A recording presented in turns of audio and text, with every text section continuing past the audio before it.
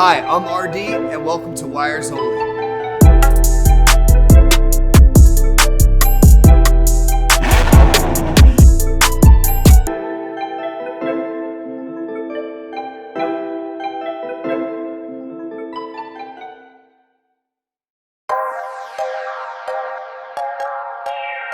Hey guys, welcome to our webcast. Rob Luna with Surevest. I'm the CEO of Surevest Wealth Management. We're a CI financial company. For those of you who don't know us, managing about 136 billion in client assets. And I'm super excited to be here in this beautiful showroom today with Concierge To The Stars. RD here today. We're gonna have a great time. We're gonna talk about some tips and tricks when buying your next Lamborghini, Ferrari, or classic car. We're gonna talk to you how to save some money, and we're gonna get some insight from the man who works with people like the Kardashians. He works with Jamie Foxx. Who are some of these other celebrities that come to you, RD? I mean, we work with everyone from Tom Holland, Spider-Man. Okay.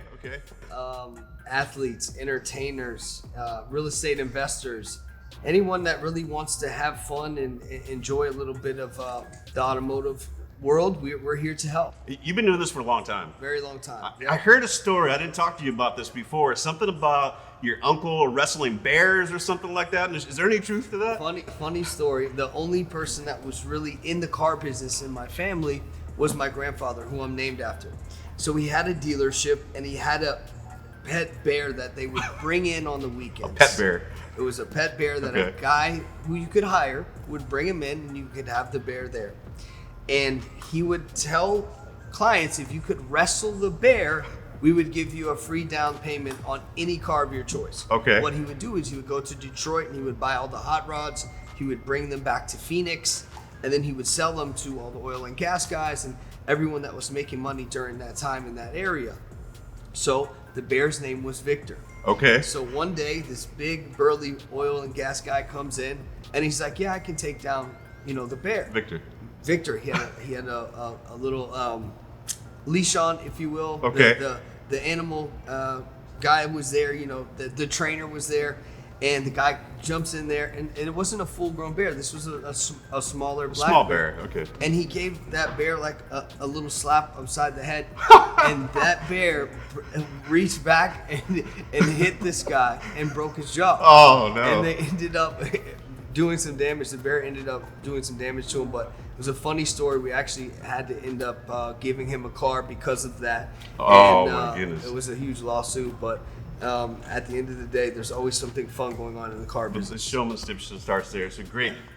We're really excited to get this going. I mean, we're surrounded. We're going to show, if you stick around at the end, we're going to actually get up, look at some of these cars. We've got, to my left, two actually twin $1 million Bugattis. One is French Montana's that he keeps here with RD. Really exciting stuff, and I'm just feeling really blessed to be here around these cars today. RD, my first car was a 1979 Buick Regal, and I'm not that old. I was in high school at the time. I think in 1993, I was like a sophomore in high school. I got this Buick Regal because I couldn't afford a Cadillac, right? So the next best thing to the Cadillac is the Buick Regal. I get my Regal, 2 weeks into it, I got my girlfriend at the side, fuel line breaks, things goes up in an inferno, I lose it all, my $1,500 is gone. It took another year to get my next car. But I'm excited about this today, and I know you were telling me a story about your first experience flipping a car. What did that look like? What got you going in this industry? I didn't have a license at the time to buy and sell cars. So my best friend's dad said, "Hey, I'm gonna take you to the auction," with the guidance of my dad. He said, "Here, if you like cars, if you're into cars, we'll show you how to do the car business. If that's your passion, then you might be pretty good at it. Give it a try." So my best friend dad sneaks me into an auction. We go into the cafeteria, and there's this old guy sitting in the cafeteria, and my best friend dad walks right up to him and says, "Hey, would you let us buy some cars under your license?" And the guy's like, "Sure, $500 a car." Automatically, $500 per car. Okay. You can go in and buy whatever you want. Okay. We made the deal in the cafeteria. So now we're buying under his license. I was probably 15 years old at the time. 15, okay. Yep. Saved up money from everybody that I knew and took it in and went and bought several cars. One of those first cars was an older Porsche, and I was so excited and I couldn't wait to get it out of the auction. And so my dad's friend left already. I'm in the car. I'm driving down the road. As soon as I pull out of the auction, it breaks down. Oh. And I thought it had 34,000 miles. It actually had 300,000 miles. And it was Just slight rounding area. slight rounding area. Okay. And it was completely painted. I opened up the door. It was blue on the outside. No. I opened up the door. It was like a yellow color on the inside. The old guy that took me to the auction with my friend's dad said, I told you, don't buy anything. I told you, save your money. You don't know what you're doing. So I called my friend's dad. He comes back. We changed out the distributor cap. I end up driving the car home. We recharged the air. I put it in the paper at the time. I sold it in a week, and I ended up making a couple of grand. Okay. And Okay. I 15, was couple grand. so excited. I had so much fun, and I could not wait to do it again. And that got you going. And that was really when I got the car bug. That's awesome. You know, that actually brings up a great point. Start talking about some of the, background of investing in vehicles. I started in this business as a risk analyst years ago with Waterhouse. And so before I worried about making a return on any investment, it's kind of Warren Buffett's rule of number 1, don't lose money. Rule number 2, see rule number 1. So I'm always, conscious of the fact that anything you invest in, whether it's a stock, bond, one of these beautiful vehicles out here, there's some risks involved. And when you think about classic automobiles, any alternative investments, wine, watches that we're doing with our clients, there's always some risks involved. And why at our firm, our clients hire us to manage all aspects of their financial life. I obviously focus a lot on the financials, stocks, bonds, but we partner with people like you, obviously, who have that expertise to help us really identify and understand some of the risks that you might face in buying some of these cars. So when you think about that, can you tell us a couple of the key risks that we should look out for when we're looking to purchase one of these cars? Absolutely. There's always a risk when investing. Like you said, there's always a risk when buying a car to collect and enjoy.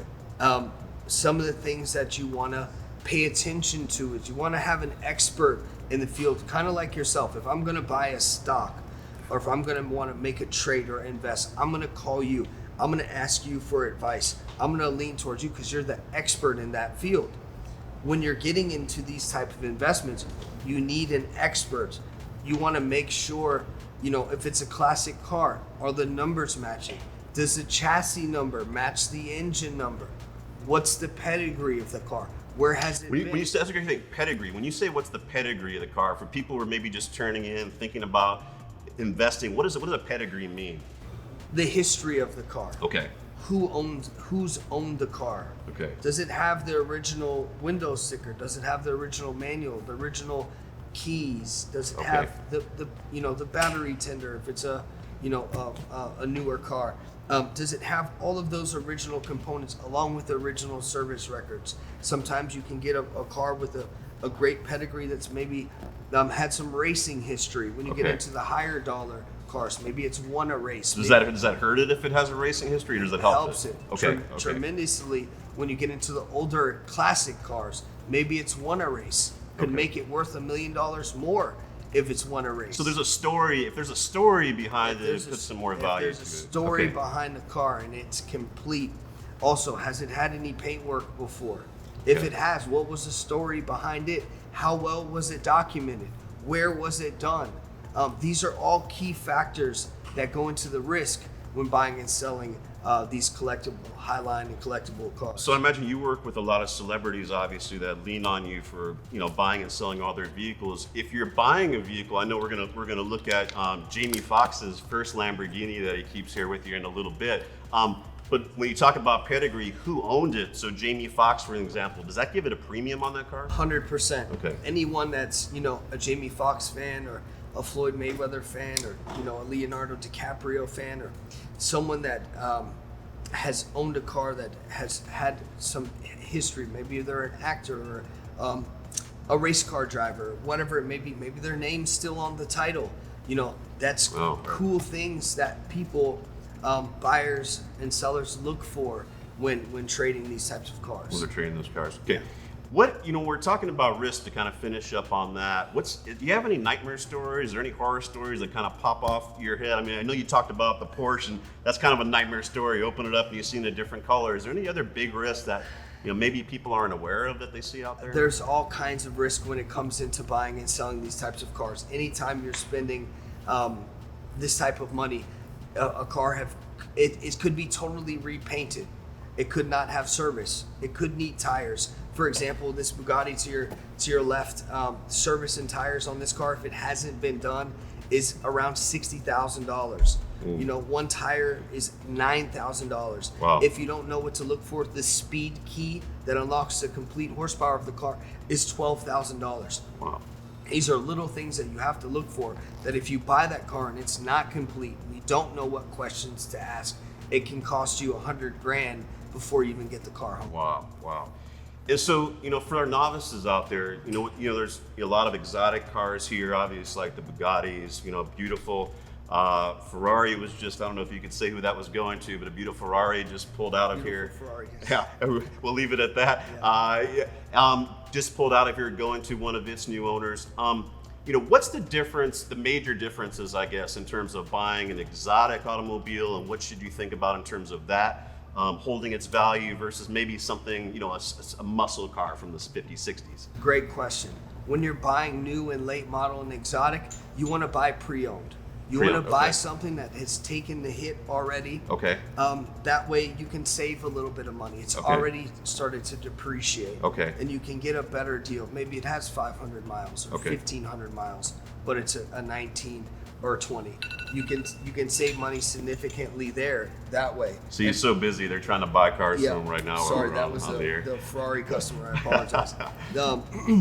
So I always recommend buying a slightly used car, previously enjoyed. Okay. That way the depreciation has already been taken. Okay, let's talk about that actually. So, let's stick kind of maybe with some of these exotic cars. What pops to my head: Bugatti, Ferrari, McLaren, Lamborghini.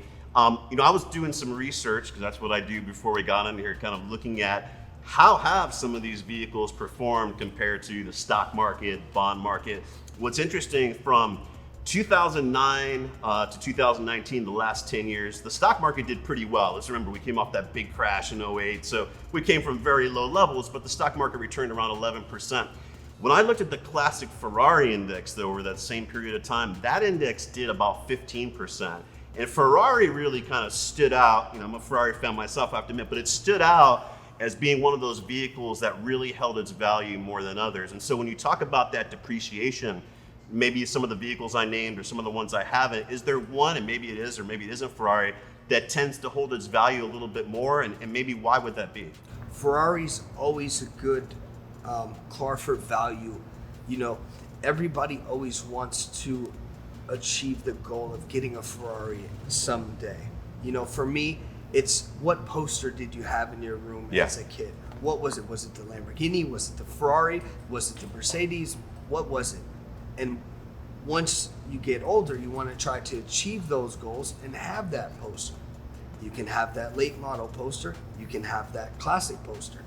And sometimes when you get into Ferrari, especially classics, especially Ferraris with racing history, you can really earn a good return. This is something that you can buy and hang on to and earn a 10 or 15% profit margin, a return on your investment, and have a cool piece of art that's in your garage that you can drive on the weekends, that you can enjoy and actually make money. That's really cool. Just as you're talking, I'm thinking about that. You say enjoy it, and I think that's one of the main things, right?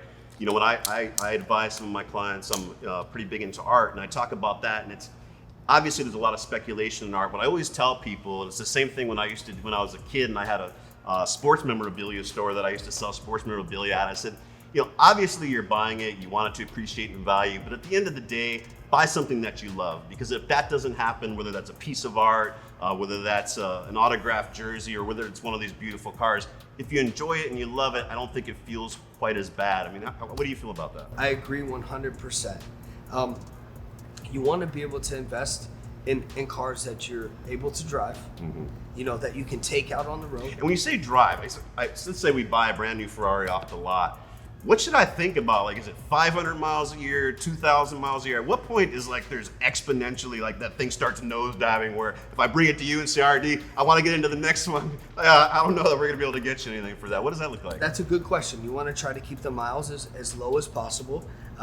If you have the ability to have a daily driving car that you can drive every day and have your Ferrari and keep those miles as low as possible. Yeah. I can always recommend the lower the miles, the better. Okay. But at the same time, you got to be able to drive these cars and enjoy them. Yeah. 100%. And so speaking of that, last thing on Ferrari, so people don't think I'm trying to promote Ferrari here. There's some rumors around Ferrari that not any Joe Schmo can just come onto the showroom floor and purchase a brand new Ferrari. That you have to know somebody. You've had to buy to your point, pre-owned Ferraris.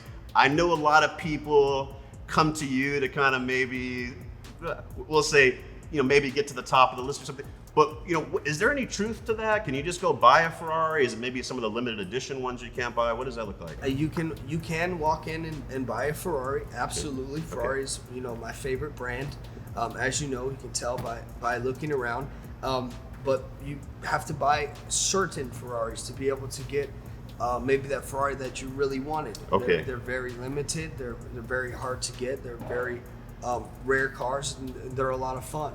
But sometimes you have to build up your portfolio or collection before you can be awarded certain cars that they may allow you to buy, like a LaFerrari or a limited number car, a limited production car. Okay. And so talk about some of the other, we're talking about Bugattis, for example, for some of those people that, don't know what a Bugatti is. What makes this, and we'll look at it in a minute, what makes this $1 million car? It's very fast. It's very rare. It's, over 1,000 horsepower. How fast is it? It's over 1,000 horsepower. 1,000 horsepower. We're talking over 1,000. Wow. That's compared to that new Ferrari that pulled out of here. That's about 740 Correct. horsepower. So 1,000 horsepower is ridiculously it's fast. very fast. They wanted to make a fast, luxury, comfortable car when they came out and designed the Bugatti, and it is one of my all-time favorite cars. When I first met Floyd Mayweather, the champion boxer, who's a dear friend and client, he had 4 Bugattis at one point, and we ended up buying those cars from him, and that's kind of how we got our start in the Bugatti world. So Floyd Mayweather, that's actually a good example. It goes back to someone, a celebrity who's owned a vehicle. So Floyd bought these Bugattis. When you resold them for him, what was his recapture on that? How much do you think he made on those vehicles? He had 4, and someone was trying to sell us his cars, but they didn't know that we knew each other.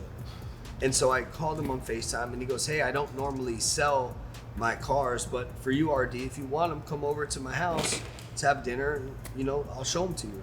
Let's hang out."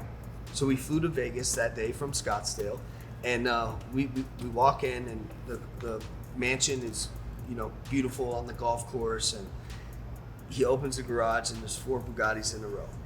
There's a guy there detailing them while we're there. I mean, he had extra sets of wheels. They were being detailed. They were all on trickle chargers, all under 500 miles. I mean, absolutely perfect, complete cars. We go into the kitchen. He opens up a folder.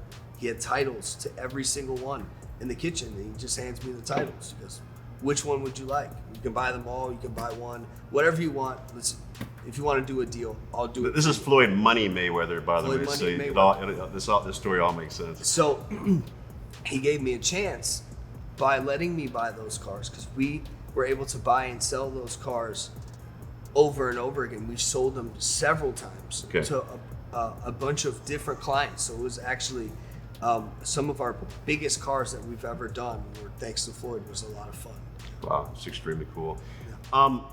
So for our clients out there who are looking, to get into vehicles, one thing I think that you brought up at the beginning in terms of ways that they could save money, avoid some of the hassle.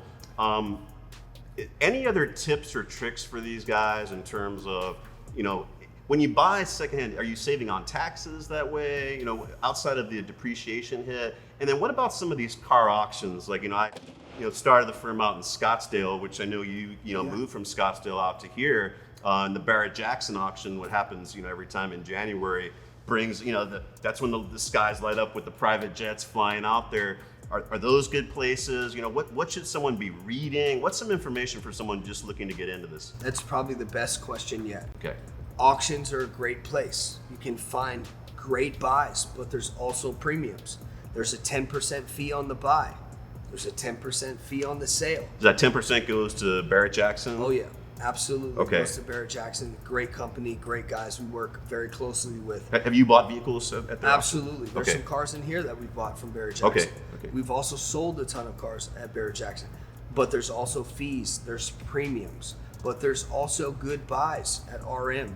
And other auctions throughout the country. Mika. RM's another auction. RM's another auction. Is it maybe better for Barrett-Jackson, since it's so world renowned? Is it maybe better flying one of these under the radar auctions? It all depends. Okay. If two guys are having cocktails and they want the same car, it's the wrong place to be. Yeah. On Saturday. I was going to ask you, kind of like the eBay phenomenon, right? You get like this old shot glass that you're ready to throw away. You put it on eBay and you get people bidding against each other. Next thing, it's $100 shot glass because of that mentality.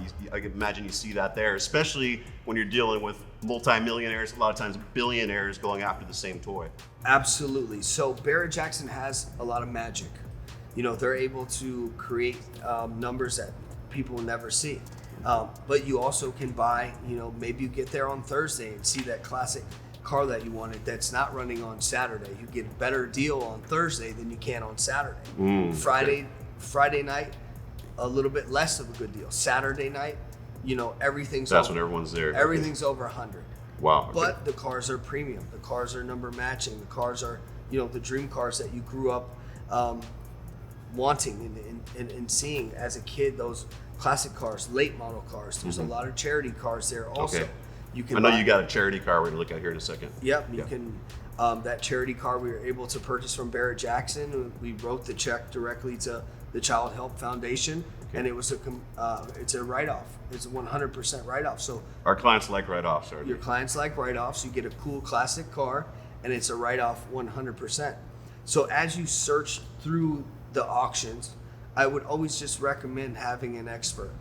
Having someone that you can call like yourself. Do you help people go to the car auction? Okay. 100%. Okay. A lot of my guys aren't going to go. They just don't. They don't have time. Well, I'd imagine too, if you're high profile and you show up at one of these auctions, the price automatically goes up. Right. And you really need to know how to bid, when to bid. Are people bidding against you? Are they not bidding against you? Do they have live money? Do they not have live money? It's really an art form to buying a car at an auction. Yeah, so I think we're going to get up here in a few minutes and check out some of these cars. And, maybe I think, we might as well start with these Bugattis. Maybe you can tell us a little bit about this. I know this one actually over my left shoulders. Is it one of one? That's one of two in the world. One of two, okay. Yeah, Okay. so that car has a full Mansouri carbon fiber body kit, which is very unique. How much does that body kit go for? Originally, that kit was around $1 million. For the body kit, forget the car. To add to the car. Wow. Yeah. Okay. So again, guys, we're live on this Zoomcast. I want to make sure our camera guys are ready to follow. But let's get up, and I think everyone wants to see some of these cars. So this car with this kit comes with the upgraded headlights, full carbon fiber hood, tub. The inside of the car is completely redone. They take out the complete interior. In Germany, this car actually went back to Germany to Mansouri, and you can see the top is completely carbon fiber. Soft carbon fiber. So French Montana just purchased this Bugatti, spent over $1 million on it, and he wanted to do something that was a lot of fun. So he wanted to do a Joe Montana tribute. So he did the, you see his number on the side, Montana on the side as well. And we just finished it up for him. So it's a pretty unique wrap. So sometimes clients will, You say wrap, so this isn't paint. No, this is a 3M material that we put over the car. We use a company that wrapped this 111 ink. They did an amazing job. We work with them very closely. We work with many shops throughout the LA area. And this comes off. So you can pull this off at any time. It actually protects the paint. changes the color, gives it a cool look. So you have a client that will say, hey, I want to buy this car. I want to change the look of it. Yeah. I want to Just get it wrap all it. handled, and I want to do it in one Yeah, spot. I've seen that a lot with cars these days. A lot of people are, you would think it's paint. You can't tell the difference, these really cool colors, but it's actually just a wrap, and like you say, maybe more durable. If you want something like this, maybe for, if you're not French Montana or Floyd Mayweather or Jamie Foxx, you're probably not going to hold that cachet. You might want to be able to pull it off and at the end, so that's kind of a good option for some people. You can pull it off, you can change it. You can change it from gloss to matte finish, similar to the Phantom that we have in stock. Speaking of matte finish, that Ferrari Pista caught my eye at the beginning here, and I thought that maybe potentially was a wrap, but it's not. That's factory. Maybe let's show them this Ferrari Pista and what the cost of this is, what it looks for, what makes it so special compared to like a 488, for example. So this is a 2020 Ferrari Pista finished in a matte paint finish from the factory. So this is one of the only Ferraris. One of the only Ferrari Pistas that Ferrari finished with the matte black finish with a matte stripe as well. This car also has very unique fully carbon fiber wheels. I believe that option was around $30,000. So this is a fun, fast, unique Ferrari. Yeah, that's one thing about Ferrari. I think for carbon fiber, they charge by the inch, I think, sometimes. They're unique. So whenever you see carbon fiber on a Ferrari, somebody spent some money on that. Somebody spent some money, Yeah. exactly. So this is my personal favorite Ferrari. We'll pass the Bentley because, I mean, when we're dealing with all these other cars. This is a great car. This is 2020. This is the new Bentley Continental GT. This is their new body style. A lot of fun. This is a beautiful vehicle Yeah, here. beautiful car, Rolls-Royce Dawn that we just helped finish up for a client. It also, if you can see in the back, comes with the Rolls-Royce car seat as well. Wow, okay. That we helped. So for all you guys with a family and you're getting maybe some of that hassle about a family car, there's a car seat in the back. I mean, There's a car seat. it qualifies technically, right? Now this is cool because, again, people that are just starting out, we're talking about $1 million cars, $500,000, $2 million cars. Tell me a little bit about this one. I mean, this, I'll let you take it away. This is pretty cool. This is the 2020 Chevrolet Corvette, the Z71. You would never know this is a Corvette. Z51, package 3LT. You would never know this is a Corvette. These are right around 120,000. Okay. They started low as 70,000. It's a lot of car for the money. As you can see, it looks There's a lot of upgrades on it. a lot of upgrades. Yeah. It looks amazing. Drives great.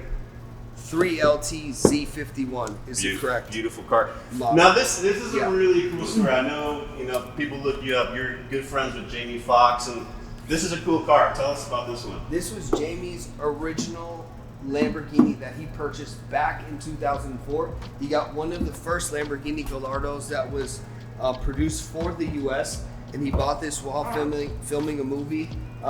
He just walked into Lamborghini, bought it brand new, and it's still looks amazing. And we've helped him keep it up. We're going to deliver it back to his home shortly. It's looking beautiful. Yeah. Now this is we're talking about the charity car. Yes. Tell us a little bit about this one. It's a cool classic car. Yep, this is a cool classic car that was a tax write-off as well. This was sold at Barrett Jackson, right around 800 horsepower. This is a 67 Camaro, and the money went to the Child Help Foundation. That's where the check got written to, and it was 100% tax deductible. So this is, Barrett Jackson does these types of auctions every year where they auction off charity cars. WD-40 donated the car. SEMA built it. It was a SEMA 50-year anniversary build where they have a brand new motor, brand new frame. All the components are brand new with only 0 miles. We bought this car with 0 miles. Wow. So it's a cool resto mod that you can drive every day and have a lot of fun. What does something like this go for? This was right around 170,000. Okay. Was the hammer price. Very cool. Very cool. Yep. Here's another Ferrari. Let's take a look at this one. Absolutely. This is a 2020 Ferrari 812 super fast. Super fast. How fast is super fast? I believe right around 800 horsepower. Wow. Okay. This car is very loud, a lot of fun to drive.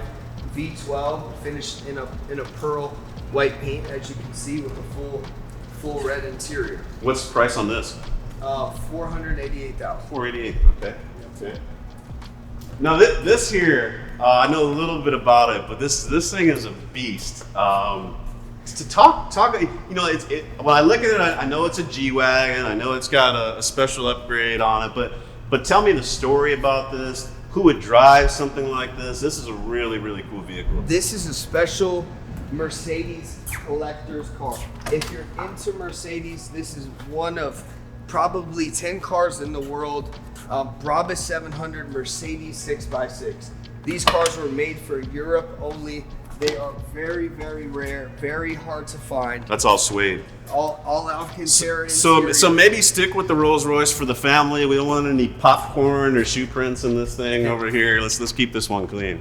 This is a cool car that you can buy, hang on to, and it's going to go up in value over time because it's a limited production. Yeah, you were talking about what this started at, what it went up to. Can you talk about the numbers a little bit? Originally, it was $550,000 when it was sold new from Mercedes. Being that it was so limited, it automatically doubled to $1 million. Okay. And then they went up over $1 million over time. Some have sold at Barrett Jackson for over $1 million. And it's a true 6x6, so all 6 wheels actually turn and drive when you drive. So that's a cool point you brought up, because in my world, you know, one of the coveted things is initial public offering shares, right? So everyone wants to get in on Facebook before it goes public. And so one of the things as firms are doing that underwriting, they're afraid to put that into hands who are going to flip it right away, right? Because they don't want that tanking the stock price. So that made me think maybe that's why Ferrari is kind of, you know, exclusive to who they're giving their limited editions, because they don't want them flooding the market. Because like you said, this came out at $500,000, but right away it jumped to $1 million. Is that, you know, that's a little bit behind what they're thinking? 100% Yeah, true. yeah, Yes. I thought so. Absolutely. What about this? I love this car.